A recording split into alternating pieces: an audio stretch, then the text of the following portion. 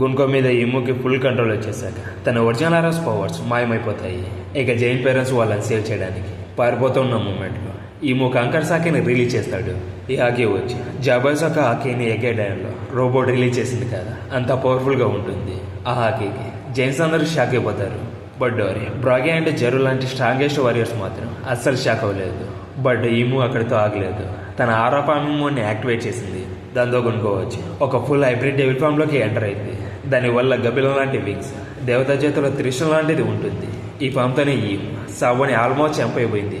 ఇక రెబెలియన్కి పర్మిషన్ లేదని చెప్పి గిలింగన్ తన పవర్స్తో డీమన్ని క్రియేట్ చేసి అటాక్ చేశాడు. ఆ నైట్ మ్యాచ్ని సెంటిక్యూ అని అంటారు. ఈ డీమన్స్ వచ్చి చాలా పవర్ఫుల్. ఓన్లీ గబన్, డోరీ, బ్రాగి ఇలాంటి టాప్ లెవెల్ పైరట్స్ మాత్రమే వాటిని హ్యాండిల్ చేయగలరు. బట్ ఈము తన మీద చాలా అప్సెట్ అయ్యాడు. బికాస్ హాఫ్ డేలోనే ఎల్బాని కంట్రోల్ చేయమని చెప్తే ఇంకా పనిని కంప్లీట్ చేయలేదని అంటాడు. అప్పుడే గిలింగం ఫైనల్లీ తన డెవిల్ ఫ్రూట్ పవర్స్ ఎలా వర్క్ అవుతాయని రివీల్ చేశారు. ఎల్బాలో ఉన్న అన్ని ప్లేసెస్లో నైట్ మేర్ స్పానర్స్ను పెట్టాడు. ఈ స్పానర్స్ సరౌండింగ్ పీపుల్స్ యొక్క పియర్స్ అండ్ డ్రీమ్స్ని తీసుకొని జైన్స్ యొక్క వీక్నెస్ క్రియేచర్స్ని క్రియేట్ చేస్తాయి. అయితే ఎంతవరకు ఆ స్పానర్స్ డ్యామేజ్ ఆర్ బ్రోక్ అవుతుంది అంతవరకు వాటికి డెత్ అనే కాన్సెప్టే ఉండదు. ఎగ్జాంపుల్, డెవిల్ ఫ్రూట్ యూజర్ చనిపోయినా కూడా ఆ డెవిల్ ఫ్రూట్ ఇంకో డెవిల్ ఫ్రూట్గా రివైవ్ అవుతుంది. సేమ్ ఇదే లాజిక్ ఇక్కడ కూడా వర్క్ అవుతుంది. బట్ ఈ సీక్రెట్ గురించి వీడియో లాస్ట్లో చెప్తాను. రైట్ నో గబన్స్ గాడ్ హాకీ వచ్చి సమ్నర్ బాడీ అండ్ ఈమోస్ ఇమోర్టాలిటీ పవర్కి లింక్ ఉంది. బట్ ఇక్కడ టెంపరీగా డిలే చేయడం జరిగింది. బికాజ్ లా చాప్టర్లో గబన్ కొలాన్ని సేవ్ చేయడంలో బిజీగా ఉన్నాడు. అలాగే సెయింట్ సమ్నర్ ఫాస్ట్గా రీజనరేట్ అవ్వడానికి ఇంకో రీజన్ కూడా ఉంది. బికాజ్ ఎల్బోలో తన హాకీని రిలీజ్ చేయడం వల్ల ఇన్స్టెంట్గా రీజనరేట్ చేసింది. ఇక సమ్నర్ మళ్ళీ బ్యాక్ రావడం చూసి షార్క్స్ అందరు షాక్ అయిపోతారు. బట్ జింబే మాత్రం డెవిల్ ఫామ్లో ఉన్న గున్కొని చూసి చాలా వరి అయిపోతాడు. అలాగే రాబిన్ కూడా సీరియస్గా వరి అవుతూ ఉంటుంది. బికాజ్ తనకు తెలుసు ఈ సమ్నర్ అండ్ సెయింట్ గిలంగానే పే చేయడానికి లూఫీ, జోరో అండ్ సాంజీ ఈ 3 మెంబర్స్కి మాత్రమే పాసిబుల్. అయితే వాళ్ళు ఇంకా అండర్ గ్రౌండ్లోనే ఉన్నారు. బట్ ఈమో హాకీని రిలీజ్ చేయడం వల్ల అండర్ గ్రౌండ్లో ఉన్న లూఫీకి తెలుస్తుంది.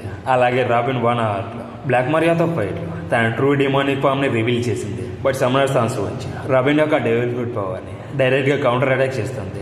బట్ ఈమోని డిఫీట్ చేయడంలో రాబిన్ ఇన్వాల్వ్మెంట్ చాలా ఇంట్రెస్టింగ్గా ఉంటుంది. ఈమో బేసికల్గా హిస్టరీలోనే స్ట్రాంగెస్ట్ ఎనిమి. అలాగే రాబిన్ యొక్క డ్రీమ్ వచ్చి వలస హిస్టరీని తెలుసుకొని అందరికీ తెలిసేలా చేయడం.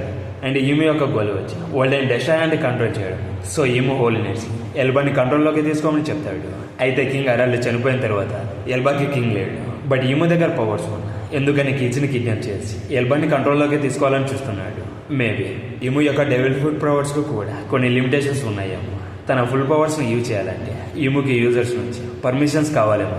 ఒకవేళ డ్రాగన్కి నిఘా గురించి కంప్లీట్గా నిజం తెలిసి ఉంటే ఖచ్చితంగా ఈమో వీక్నెస్ కూడా తెలిసి ఉంటుంది. అందుకే రెవల్యూషన్ ఆర్మీ మొరిజో మీద అటాక్ చేస్తున్నారు.